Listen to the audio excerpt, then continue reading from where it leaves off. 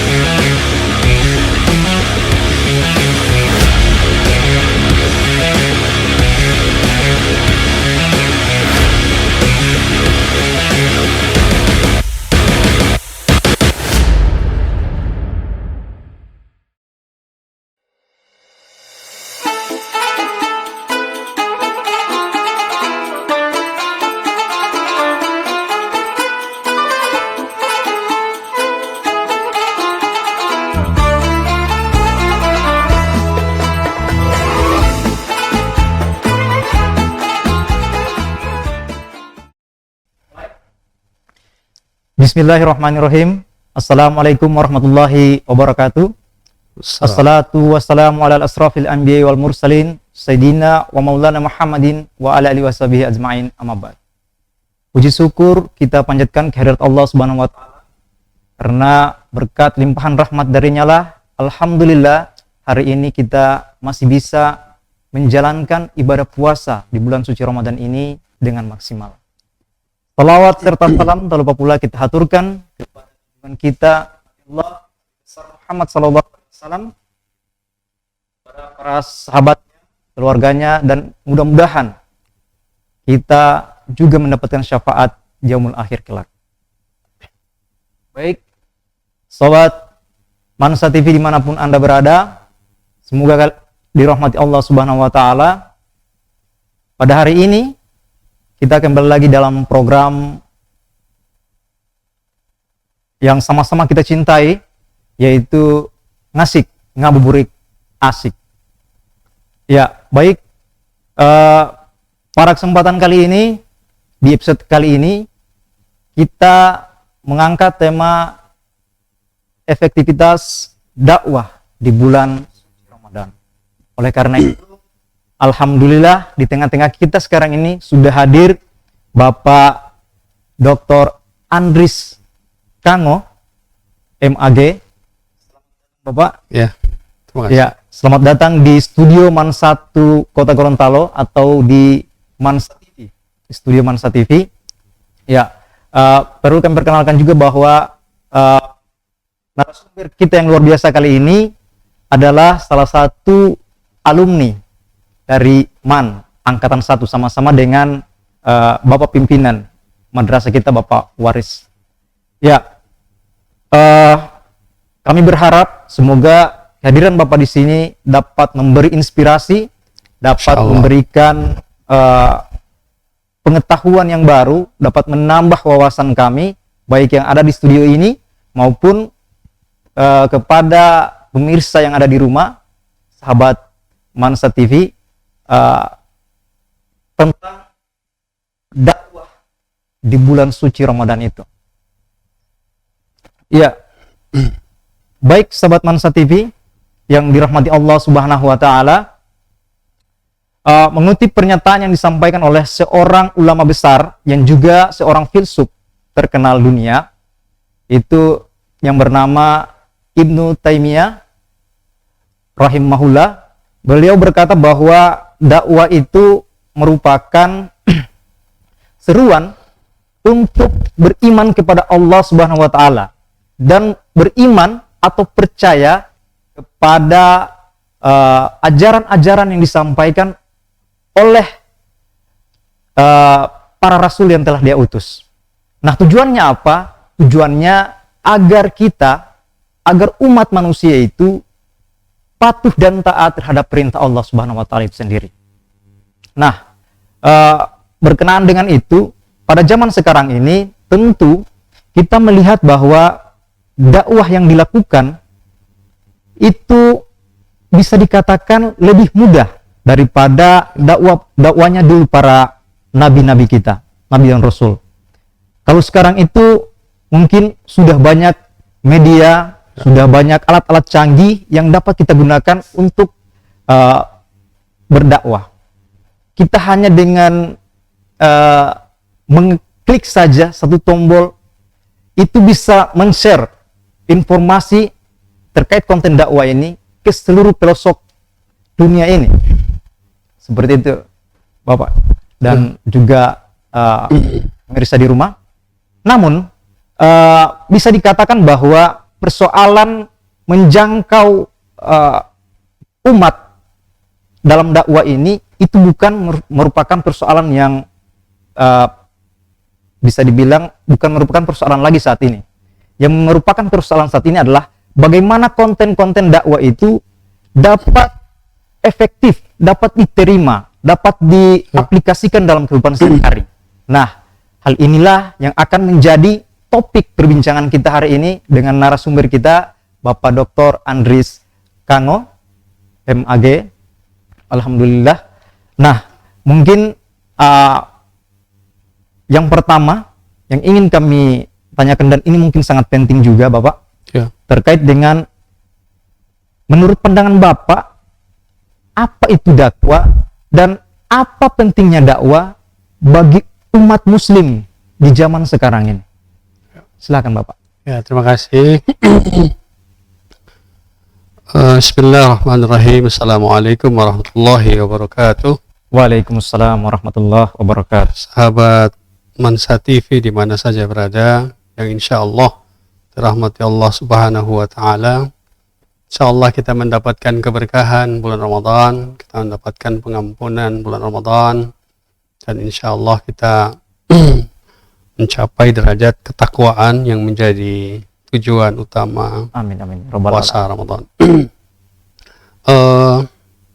Kalau bicara tentang apa itu dakwah, tadi sudah diantar dengan secara bagus. Pengertian dakwah itu adalah, intinya adalah mengajak manusia kepada ajaran Allah, syariat Allah, atau juga meningkatkan keimanan, ketakwaan manusia, umat muslim, dan kepada pengamalan Islam yang sebaik-baiknya. Kemudian kalau kita bicara lagi pentingnya dakwah di era sekarang, tentu ini sangat penting, ya. Kita tahu bahwa era ini adalah era media, ya, era digital yang semua serba dikelola dengan jari, ya, dan kontennya itu sangat luas, sangat beragam. Mau cari apa saja ada, ya. Mau cari yang baik ada, mau cari yang jelek buruk ada, ya. Karena itu lawan dakwah itu, pengaruh dari lawan dakwah itu sangat besar. Karena ini pentingnya dakwah itu untuk mengimbangi itu, ya. Jadi begini, ketika konten-konten media itu dipenuhi dengan hal-hal yang negatif, maka para dai, para aktivis dakwah itu juga harus berlomba untuk mengisi juga ruang-ruang virtual itu dengan konten-konten dakwah. Karena targetnya adalah mengimbangi, ya. Targetnya adalah jangan sampai umat ini terpengaruhi oleh konten-konten yang merupakan lawan dakwah itu. Nah,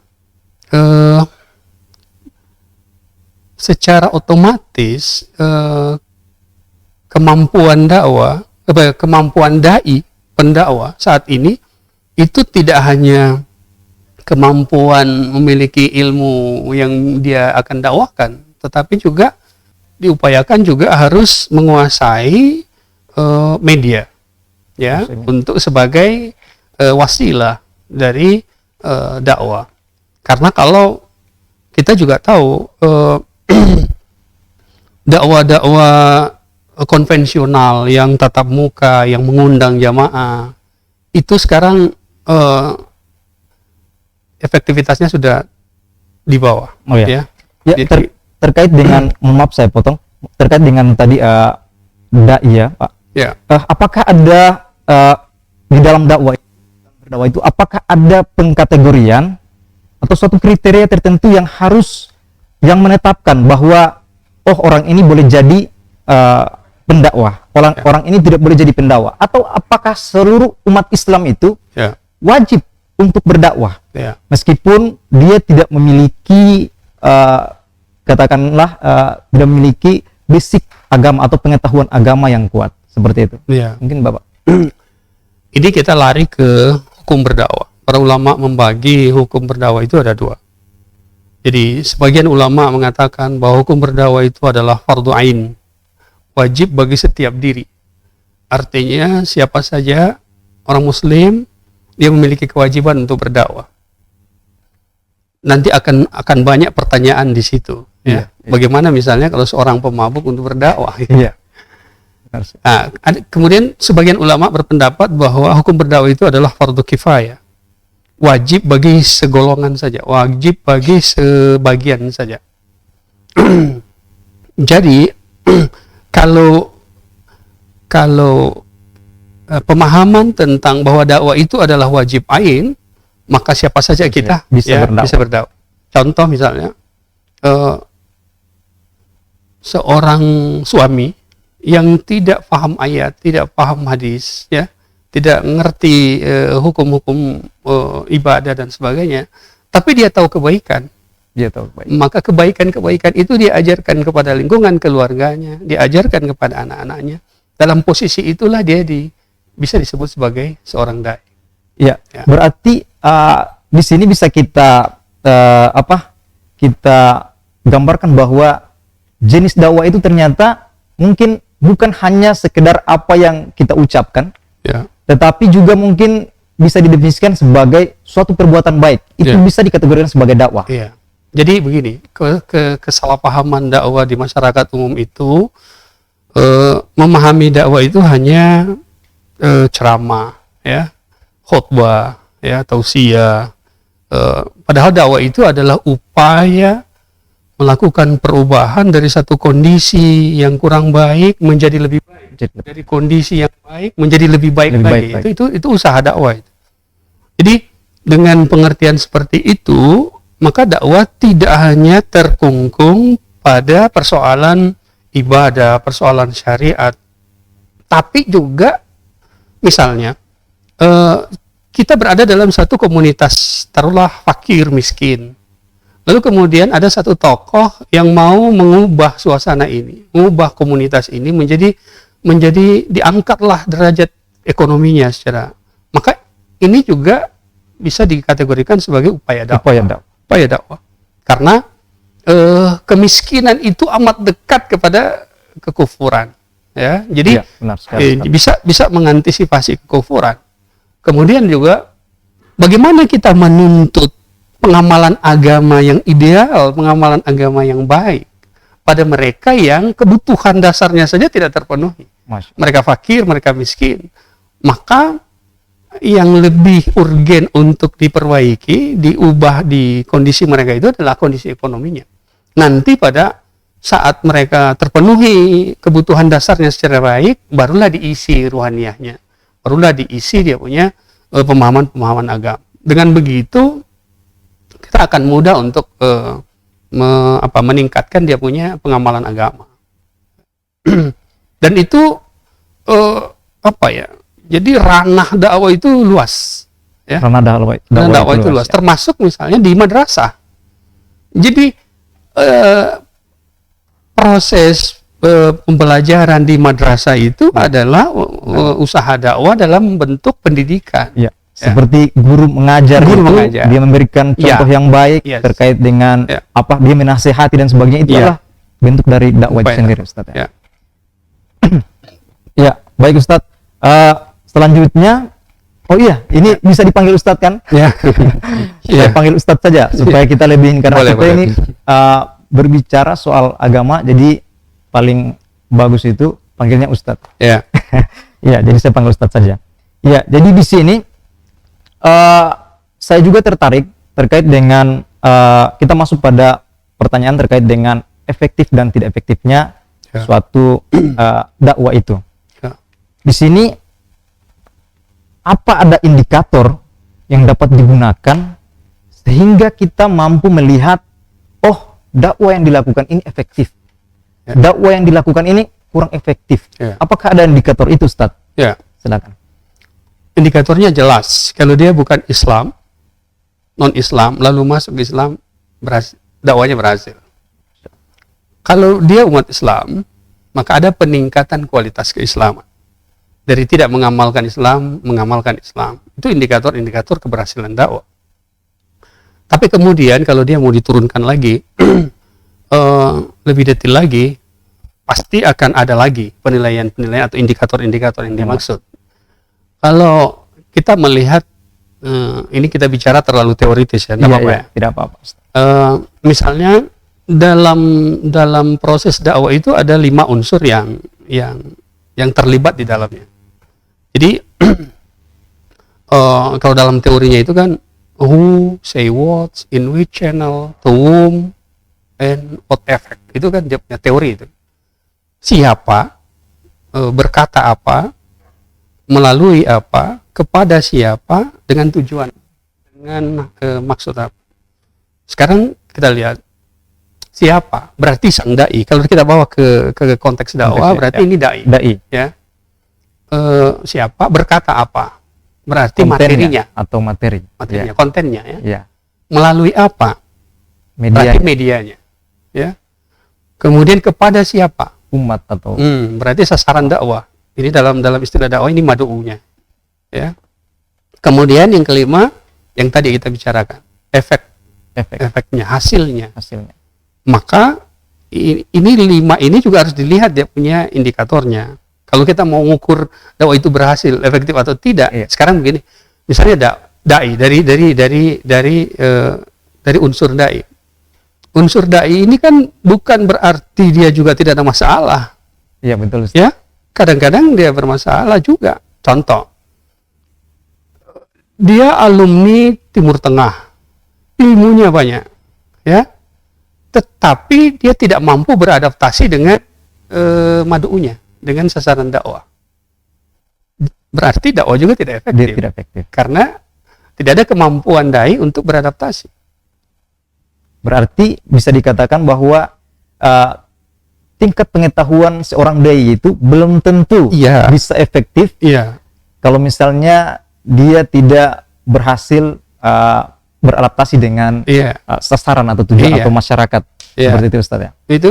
Itu dalam kajian kami di kampus itu memang dia punya relevansi itu sangat tinggi. Oke, baik Ustaz. Kita tahan dulu komentarnya. Kita akan lanjut lagi setelah pesan-pesan berikut ini.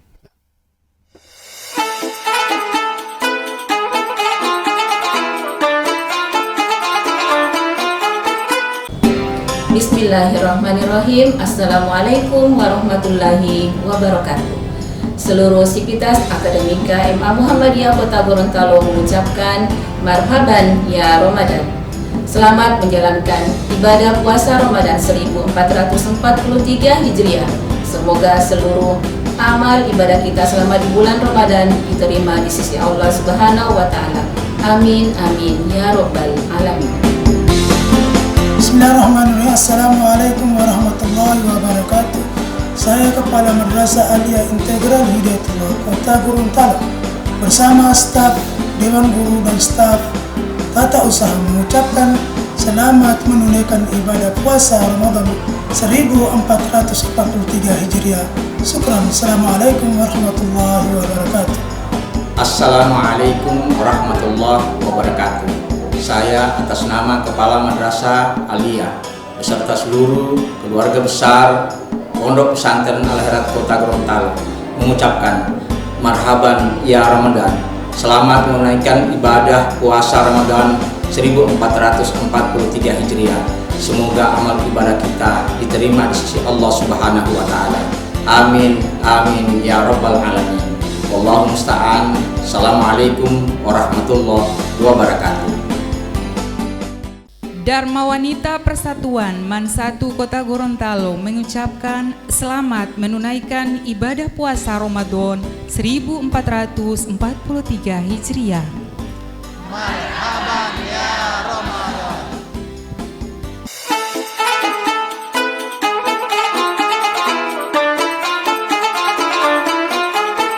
Ya, baik sobat Mansa TV dimanapun Anda selalu dirahmati Allah Subhanahu Wa Taala. Alhamdulillah kita kembali lagi pada segmen yang kedua ini masih dengan program yang sama-sama kita cintai, ngasik ngabuburit asyik. Ya, tadi kita sudah membahas tentang indikator-indikator yang dapat kita lihat agar kita mampu menilai dakwah ini berhasil dan dakwah ini tidak berhasil. Nah, selanjutnya mungkin saya ingin bertanya tentang faktor-faktor yang menyebabkan dakwah itu bisa menjadi efektif dan menjadi tidak efektif. Nah, di sini kan Ustadz bisa dibilang kondisi umat Islam di zaman sekarang itu bisa dibilang pilih-pilih Ustadz, pilih-pilih penceramah, pilih-pilih dai yang ingin dia ikuti, yang ingin jadi panutan, yang ingin dia mendengar ceramah dari dai tersebut. Mungkin ini tidak asing lagi bagi kita. Kira-kira bagaimana pendapat Ustadz terkait hal itu? Ya, banyak faktor yang bisa mempengaruhi hal ini ya. Misalnya mazhab, ya, atau organisasi keislaman. Ya, betul. Ya, ini sangat menentukan juga, ya, mempengaruhi. Kalau misalnya kaum Nahdiyin itu ya sudah pasti akan mengikuti para ustadz yang NU juga ya, satu aliran, juga para pengikut Muhammadiyah juga akan itu sah-sah saja ya. Tapi ada dari aspek lain ya, misalnya kecenderungan anak muda itu lebih suka misalnya ke siapa ini, Hanan At-Taqi ya, gitu kan ya. Kalau misalnya kaum yang ingin hijrah itu kecenderungannya kepada Adi Hidayat ya. Kemudian golongan yang ingin moderat ya, larinya ke Abdul Somad. Itu memang kecenderungannya, madu itu kecenderungannya memang seperti itu ya. Tapi ada hal yang harus diwaspadai oleh para dai, bahwa ketika dia sudah berdiri sebagai dai, maka dia berarti sebagai milik umat ya, tidak firqah ya, tidak berdiri di firqahnya saja, di dia punya golongan saja. Karena itu sangat wajar juga, sah juga, dibolehkan juga ketika misalnya seorang NU misalnya berdakwah di kalangan kaum Muhammadiyah, lalu kalau saya dalam rangka mengefektifkan saya punya dakwah, saya mau beradaptasi dengan jamaah itu tidak salah, itu sah-sah saja. Malah hal itulah yang diharapkan dalam dakwah, karena yang ingin kita raih pertama ini kan simpati dulu. Iya, betul. Ya. Kalau mad'u itu sudah di awal itu sudah tidak simpati kepada dai-nya, itu berarti apapun yang akan kita sampaikan itu sudah tertolak ya. Maka yang pertama itu ya harus dilakukan adaptasi. Jadi ya adaptasi itu secara teknis bisa dilakukan. Misalnya ketika kita memilih doa pembuka ceramah kita, misalnya ketika bersalawat, Allahumma, kita biasa menyebut Allahumma sholli ala Sayyidina Muhammadin, maka hilangkan Sayyidinanya, karena jamaah kita berhadapan dengan jamaah Muhammadiyah misalnya. Jadi itu contoh-contoh untuk beradaptasi dengan dengan model-model seperti itu, maka simpati di awal itu akan mudah didapat oleh seorang dai. Nah, kalau dari awal sudah dapat, maka selanjutnya itu akan bagus, dia punya masuknya ilmu itu ya, materi itu, dan capaian perubahan yang ingin kita harapkan itu akan tercapai. Iya. Ya. Yang selanjutnya, Ustadz, bagaimana idealnya seseorang itu dalam berdakwah agar dakwahnya itu bisa efektif dan bisa diserap dengan baik oleh umat yang dia dakwahi. Ya. Mungkin ditinjau dari materinya, bagaimana metodenya, kemudian juga strategi yang dipakai, taktik, atau bahkan media. Ya. Silakan Ustaz. Kalau kita rujuk ke Nabi, maka yang selalu Nabi lihat itu adalah, artinya yang selalu menjadi dasar utama ini adalah mad'unya. Contoh, kalau mad'unya itu ternyata terdiri dari kaum yang pendidikannya menengah ke bawah, maka sederhanakanlah materinya, sederhanakanlah bahasanya, biar masuk ke pemahaman mereka. Ya. Sebaliknya, bila mad'unya itu secara pengetahuan menengah ke atas, maka angkat sedikit kualitas materinya, biar juga nanti mereka tidak menganggap bahwa kalau cuma ini itu orang pernah dengar, pernah dapat. Sehingga terus kalau misalnya dari segi materi itu ada beberapa tinjauan. Materi itu dinilai sebagai materi yang baik. Yang pertama itu, materi itu harus bersifat konsumtif. Ini menarik ini. Konsumtif itu berhubungan dengan kebutuhan.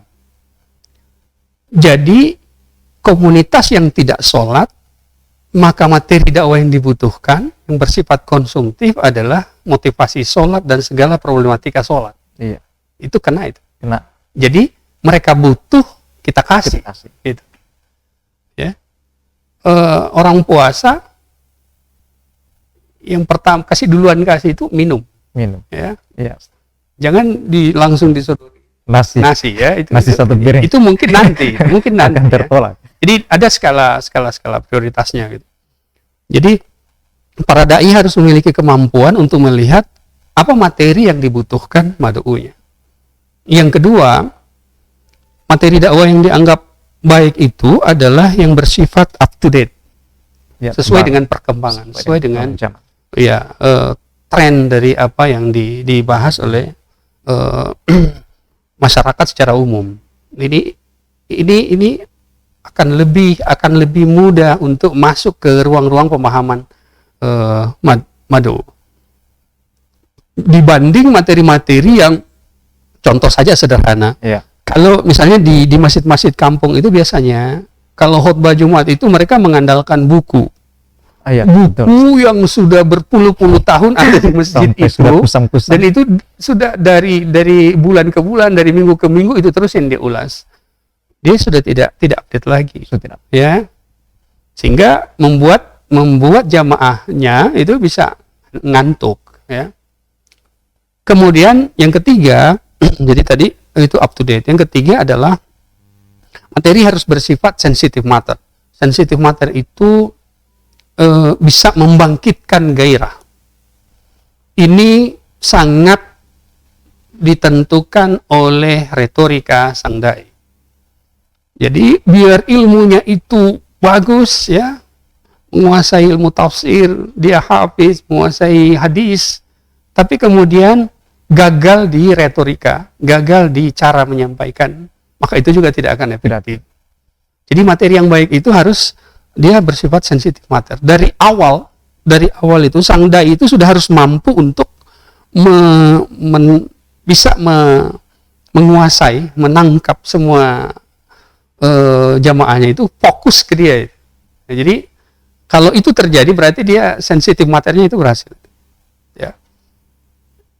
Yang terakhir, materi dakwah itu dianggap menarik itu bila terpenuhi unsur plusnya. Dalam bahasa teori plus itu ada nilai tambah, ya. Misalnya kita ceramah di MAN, ya, atau katakanlah kita bicara di kampus, di komunitas mahasiswa, lalu kita bicara materi dakwah, kita bicara yang dasar-dasar, ya, ini tidak pas, tidak sesuai, tidak ada nilai plus yang didapat, ya. Jadi sudah itu yang paling berat untuk berdakwah itu kalau kita berada di tengah Misalnya para ustadz, kita berada di ustadz komunitas pesantren ya, yang pengetahuan agamanya banyak, ilmu agama itu menjadi konsumsi hari-hari mereka, lalu kita diminta untuk kasih tausiah di situ. Itu Jadi yang mungkin berat. tersebut. Tantangannya adalah bagaimana kita mencari titik nilai plus gitu ya. Jadi boleh jadi materi itu mereka pernah dapat, Iya. tapi ada nilai plus yang kita tambahkan dan itu begitu menggugah mereka untuk mengamalkannya. Itu Jadi nilai plus. pengetahuan yang baru bagi Ya, mereka. itu nilai plusnya. Jadi kalau materi itu terpenuhi unsur-unsur ini, maka efektivitasnya akan tercapai. Ya, jadi kita harus berikan yang mereka butuhkan, satu. Kemudian yang kedua, kita harus berupaya untuk mengupdate materi ini, ya. Kemudian yang ketiga, kita punya kemampuan untuk membuat menarik penyampaian ini, itu harus diasah juga, itu butuh skill juga di situ, ya. Butuh ilmu public speaking, butuh ilmu retorika, ya. Kemudian yang terakhir, ya ini membutuhkan banyak belajar, banyak ilmu, banyak baca, banyak, ya. Karena bagaimana kemampuan kita untuk membuat setiap materi itu punya nilai plus kepada jamaah. Ya. Ya, baik Ustadz. Ya. Pertanyaan yang berikut mungkin terkait dengan pertanyaan inti Ya. di cara kali ini, Ya. itu tentang kondisi berdakwah di bulan suci Ramadan itu. Ya. Kita tahu bahwa di bulan suci Ramadan ini masyarakat itu antusiasnya dalam beribadah itu sangat-sangat luar biasa dibandingkan dengan bulan-bulan yang lain. Apakah antusias yang tinggi dari masyarakat untuk beribadah ini berbanding lurus dengan efektifnya para dai ini dalam berdakwah di bulan suci Ramadan? Apa perbedaan antara berdakwah di bulan puasa dengan di luar bulan puasa? Ya. Itu Tinjauan saya 3. Yang pertama, dari sisi momen.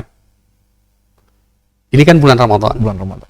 Bulan Ramadan dikenal dengan bulan mulia, bulan suci, bulan agung, bulan pengampunan, ya, bulan kemuliaan, dan semuanya. Maka umat ini pasti akan berlomba-lomba untuk meraih semua itu. Ya. Nah, dengan momen seperti itu, maka dakwah akan lebih mudah menemukan hasil yang baik. Itu dari sisi momennya. Yang kedua dari sisi psikologi. Psikologi umat Islam. Rasa takut umat Islam terhadap Allah itu berbeda pada saat bulan Ramadan dengan di luar bulan Ramadan. Ya, benar, Ustaz. Kita rasakan saja, Ya, coba. benar. Ya, ketakutan untuk melanggar ajaran agama itu di luar bulan Ramadan kayaknya agak longgar. Ya. Ya. Tidak terlalu takut. Tidak terlalu takut. Tapi begitu masuk bulan Ramadan, itu ketakutan itu begitu Luar biasa. begitu luar biasa. Ya, ini kita tadi zuhur itu sebenarnya waktu kita berwudu itu sebenarnya kita mau telan 2 genggam itu sebenarnya tidak ada yang tahu. Tidak ada yang tahu. Ya. Tidak ada yang tahu. Tapi kenapa kita tidak lakukan? Ya, Jadi karena kita takut. Ketakutan. Jadi muraqabah umat itu sangat terasa di bulan Ramadan. Dia merasa ada pengawasan Allah di bulan Ramadan itu sangat terasa. Di luar bulan Ramadan itu agak longgar. Agak longgar. Hanya orang-orang yang imannya bagus lah yang Masih tetap bertahan. akan bertahan. Tapi secara umum itu tidak. Maka dengan kondisi psikologi seperti ini itu sangat bagus untuk dimuati dengan muatan-muatan dakwah. Yang ketiga dari aspek sosial. Dari aspek sosial ini kan umat ini semua pada mempersiapkan. Masih jauh-jauh saja itu umat Islam memasuki bulan Ramadan sudah mempersiapkan. Contoh, para takmir masjid itu sudah mempersiapkan masjid. Ya. Sudah menyusun jadwal buka puasa, sudah menyusun penceramah tarwih, imam sholat tarwih dan sebagainya. Jadi secara sosial ini sudah terkondisikan. Sosial juga, masyarakat secara sosial juga sudah menyiapkan fasilitas-fasilitas kemudahan dakwah ini. Iya, terus. Ya, iya. Berikut, dari segi sosial juga dipengaruhi oleh tradisi, adat istiadat. Iya. Itu juga akan sangat memudahkan dakwah ya. Ada budaya misalnya mau kasih babuka di masjid. Iya, betul. Ada budaya misalnya mau bagi makanan ke tetangga. Ada budaya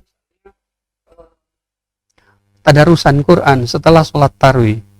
Ada tadarusan Quran setelah sholat subuh. Jadi secara sosiokultur ya, kondisi dakwah ini akan sangat mudah, akan sangat gampang, akan sangat meresap ya di bulan Ramadan dibanding kalau itu di luar bulan Ramadan. Saya kira itu. Jadi kalau bicara efektifnya ya memang ya sangat efektif. Belum lagi kalau kita bicara dakwah virtual, dakwah berbasis Kita tahan dulu. Menarik sekali pembahasan kita kali ini. Kalau di kampung saya itu persiapan begitu, mungkin mereka persiapannya berapa ekor ayam Ustadz untuk dipotong pada saat berpuasa. Baik pemirsa yang di rumah maupun yang di studio, kita break dulu sejenak untuk iklan berikut ini.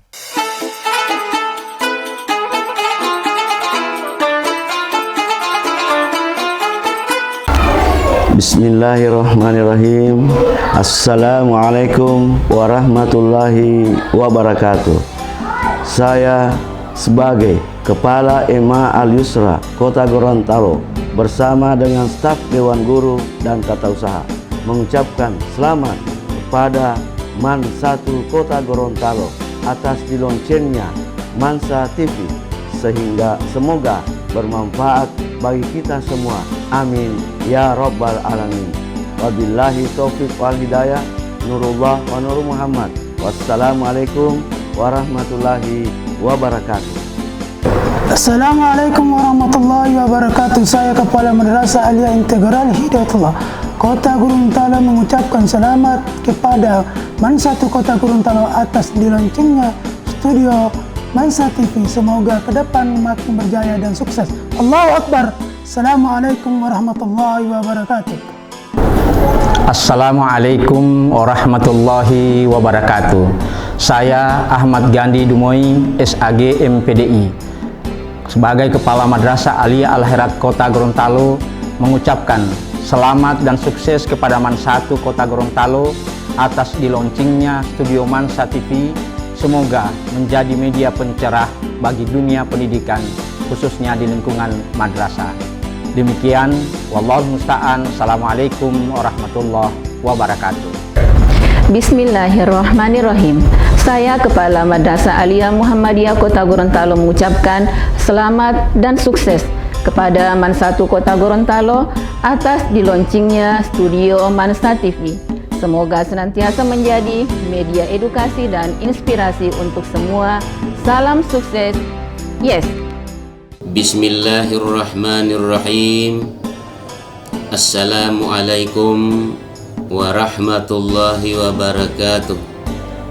Saya Kepala Madrasah Aliyah Pondok Pesantren Al-Huda Kota Gorontalo mengucapkan selamat kepada MAN 1 Kota Gorontalo atas diresmikannya Mansa TV. Semoga dengan adanya Mansa TV ini dapat memudahkan dan memberikan segala bentuk informasi komunikasi serta sosialisasi antar madrasah seprovinsi Gorontalo dalam hal pengembangan mutu pendidikan di masa-masa yang akan datang. Demikian, semoga Allah Subhanahu wa Ta'ala dapat memberkahi kita semua dan berikan taufik hidayahnya kepada kita. Amin ya rabbal alamin. Wassalamualaikum warahmatullahi wabarakatuh. Sivitas Akademik MAN 1 Kota Gorontalo mengucapkan selamat menunaikan ibadah puasa Ramadan 1443 Hijriah.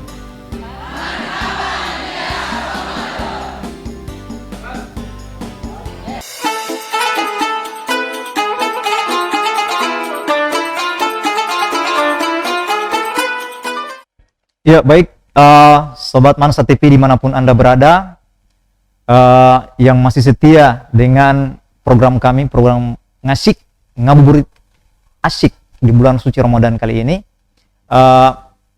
Menarik sekali apa yang sudah kita bahas tadi terkait dengan berdakwah dengan media digital. Nah, kira-kira seperti apa berdakwah dengan media digital itu? Mungkin Sobat Mansa TV di rumah juga ingin tahu lebih. Jadi dakwah digital itu adalah dakwah yang disampaikan melalui media digital. Ya, ini betul-betul lagi menemukan momennya di era sekarang karena semua pada berbasis internet, ya, sehingga mau tidak mau dakwah juga harus mengikuti itu, tren itu, dan juga mau tidak maunya karena efektif. Ya, efektif. Kalau dulu dakwah itu disampaikan lewat masjid ke masjid, majelis ke majelis, face to face, itu daya jangkauannya sangat terbatas. Ya. Kita ngundang 100, yang datang 30, yang 70 entah di mana. Kemudian yang 30 itu begitu disampaikan dakwah hanya 5 yang menyerapnya secara baik.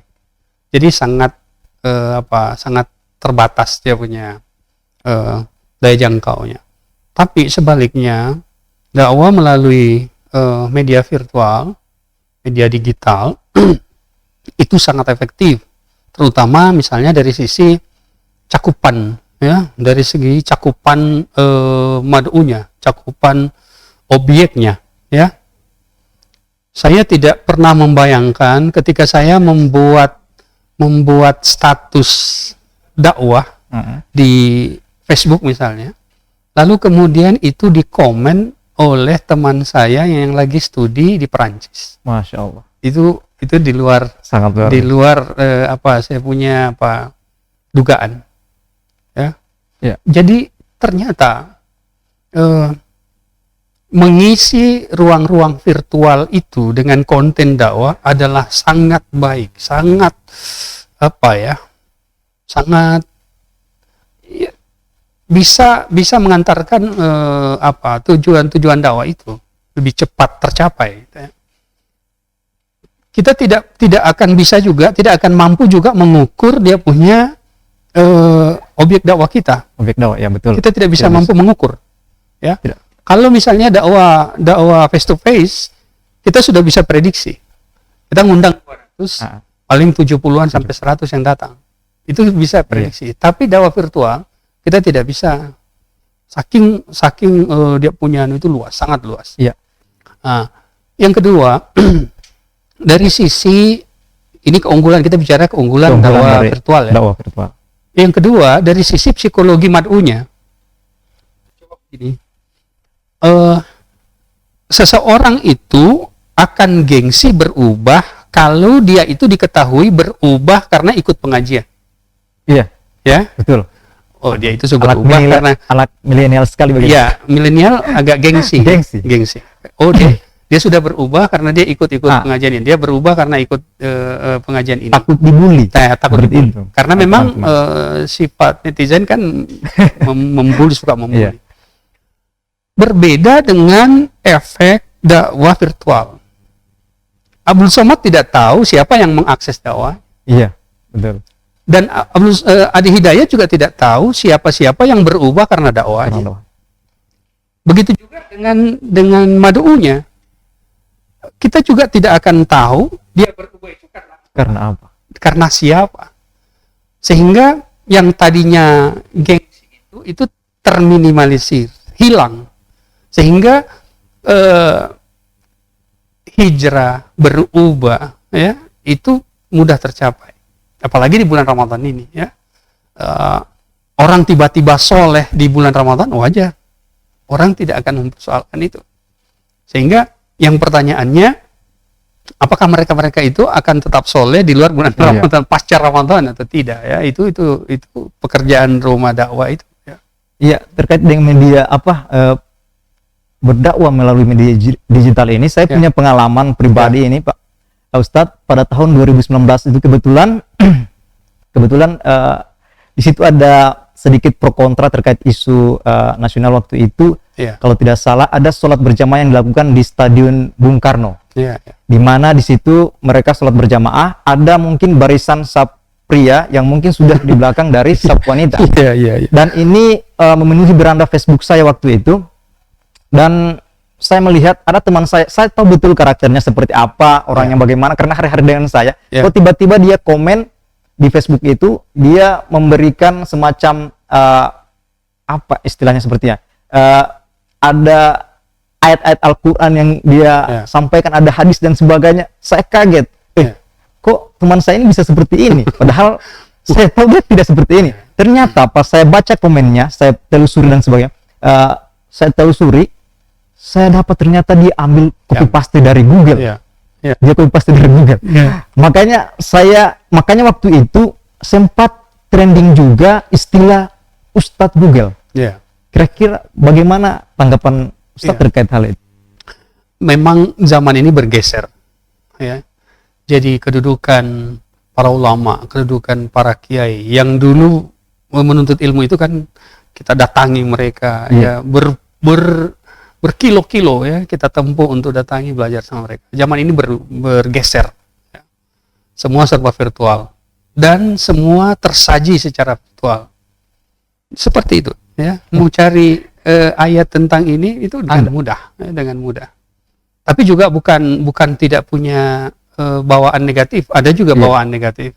Ya, contoh misalnya kalau ketika musim-musim misalnya pilpres, pilkada, ya, musim-musim pesta demokrasi, ya itu kan ada upaya-upaya pemelintiran ayat, pemelintiran hadis dimanfaatkan isu-isu syarat untuk menjustifikasi golongan-golongan tertentu, partai tertentu. Itu bawaan negatifnya. Tapi secara umum bawaan positifnya sangat besar.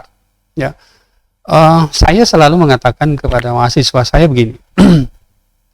Coba usahakan dalam satu hari itu postinglah sesuatu yang bermanfaat untuk orang banyak, untuk orang lain. Karena Anda tidak pernah akan tahu akan ada netizen yang membaca postinganmu itu lalu tiba-tiba tergerak hatinya dan kemudian dia berubah. Masya Allah. Maka itu menjadi amal jariah. Sepanjang dia mengamalkan kebaikan yang dia baca dari hasil postinganmu, maka selama itu pula kamu menerima manfaat. Jadi daripada misalnya kita memenuhi konten-konten atau akun-akun media sosial kita dengan hal-hal yang tidak manfaat. Contoh, kan biasa kita membaca postingan misalnya, sabantar mbak buka deng apa ya? Coba saya mau tanya, ini nilai manfaat dari status ini apa kira-kira? Ya. Masya Allah. Ya. Dibanding misalnya kalau kita ambil satu hadis, ambil quotes ya, di internet, lalu kemudian kita tempel di beranda kita, di akun kita, kemudian itu terbaca oleh orang dan dia mengambil manfaat dari situ, itu luar biasa. Ya, jadi kita berinvestasi kebaikan kepada orang, kita berinvestasi jariah kepada orang, ya, hanya dengan status, ya. Masya Allah. Ya. Dan itu juga dalam dakwah itu disebut the power of media, ya. Jadi kekuatan media di dalam berdakwah itu luar biasa. Ya, baik Ustadz, terkait dengan beberapa hal mengenai dakwah ini, ya. Tentu kita cenderung melihat di media sosial itu banyak juga orang yang asal meng-copy paste sesuatu yang kemudian itu belum bisa istilahnya belum bisa dibuktikan kebenarannya, dan kemudian itu mereka posting dan akhirnya orang lain yang baca kemudian dia menganggap itu benar, dan dia praktekkan itu dalam kehidupannya sehari-hari. Nah, ini juga mungkin yang menjadi salah satu bawaan negatif dari media sosial itu. Ya, memang itu juga di kalangan kami sebagai dai itu kita menyadari itu, ya. Iya. Kita menyadari itu karena banyak sekali kegaduhan-kegaduhan yang tercipta, yang lahir dari postingan-postingan, ya. Jadi memang para dai ini juga harus terus berdiri untuk aktif mencerdaskan netizen, umat Islam untuk bagaimana sadar digital, ya, bahwa kita harus selektif di dalam menerima konten media. Kemudian terutama misalnya yang berhubungan dengan nas-nas Quran, hadis, itu harus betul-betul di cross check, ya, harus betul-betul khawatirnya itu seperti tadi. Ada apa masyarakat tertentu yang menelan mentah-mentah ini karena kurang pemahaman agama. Ya, kemudian memposting. Jadi memang di antara tugas lain dari para dai itu adalah juga mengamati media ini. Kemudian misalnya ketika dia mendapati itu, dia harus mengklarifikasinya di kolom komentar, atau dia misalnya membuat status, membuat konten pembanding yang bisa meluruskan, ya, supaya ini tidak akan banyak yang tersesat. Iya, jadi baik Ustadz, sangat banyak sekali informasi yang Ustadz sampaikan kepada kami, dan itu sangat baik. Mungkin terakhir Ustadz, kami minta closing statement dari Ustadz terkait dengan apa yang sudah kita bahas hari ini. Silakan Ustadz. Terima kasih. Sahabat Mansa TV yang insyaallah dirahmati Allah Subhanahu wa Ta'ala. Pertama, marilah kita memahami bahwa dakwah ini adalah fardu ain. Balighu anni walau ayah, kata Nabi. Sampaikanlah dariku walaupun itu hanya satu ayat saja. Sampaikanlah dari Rasulullah walaupun itu hanya satu kebaikan yang kamu tahu. Dan masih ada orang lain yang belum tahu, maka sampaikan itu. Sehingga dengan itu akan tercipta satu komunitas masyarakat yang baik, ya. Karena dakwah itu bersifat virus kebaikan. Jadi ketika dia menjangkiti, mewabah, maka kebaikan itu akan mewabah. Ya. Yang kedua, berhubungan dengan kita berada di era digital. Maka marilah kita semua umat Islam ini idealnya memenuhi konten-konten media itu dengan kebaikan. Masya Allah. Ya. Tidak harus dengan menyertakan ayat, tidak harus dengan menyertakan hadis, ya. Cukup dengan mengajak orang untuk berbuat baik, sesederhana apa saja anjuran itu. Kita tidak tahu akan ada orang yang mengikuti anjuran kita itu, akan ada orang yang membaca dan kemudian melaksanakannya, maka itu akan sangat bermanfaat buat orang banyak dan bermanfaat buat kita. Itu sederhana, tapi begitu efektif bagi kehidupan kita. Yang terakhir, dengan dakwah ini, saya dengan dakwah di Mansa TV ini, ya, saya menaruh apresiasi yang sangat positif kepada Mansa Gorontalo. Insya Allah ke depan Mansa TV akan terus menjadi cerobong dakwah, amin, ya. Karena masih banyak sisi-sisi yang harus kita isi di masyarakat ini, ya, masih banyak. Dan Mansa sebagai alma mater saya tercinta bisa mengambil ruang untuk mengisi itu, ya. Amin. Ya, saya kira terima kasih. Ya, pada akhirnya bisa kita simpulkan bahwa kegiatan berdakwah di bulan suci Ramadan itu sangat efektif, karena di situ muncul kesadaran masyarakat yang tinggi akan beribadah itu sendiri. Yang berikut, seperti pesan dari Ustadz tadi, bahwa penuhilah postingan-postingan media sosial kalian itu dengan kata-kata atau dengan postingan-postingan yang bisa bermanfaat untuk orang lain. Mana tahu dari postingan itu kita bisa orang lain bisa membaca dan dia mengamalkan dan dia bisa berubah. Nah, itu akan menjadi amal jariah kita. Namun pada akhirnya kita sahabat Manusia TV dimanapun Anda berada, kita sudah sampai pada penghujung acara dan kita dapat katakan bahwa dakwah merupakan kegiatan yang abadi dilakukan sejalan dengan dinamika kehidupan manusia dari zamannya Nabi Adam sampai akhir hayat.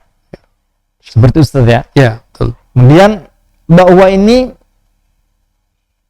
akan selalu bergerak maju mengiringi langkah kehidupan manusia setiap zaman. Semoga pembahasan kita kali ini bisa bermanfaat untuk Sobat Mansa TV di rumah yang menyaksikan program Ngasik ini. Dan saya Gajah Dua Rata Lemba dan segenap kru Mansa TV yang bertugas pada hari ini mengucapkan terima kasih banyak.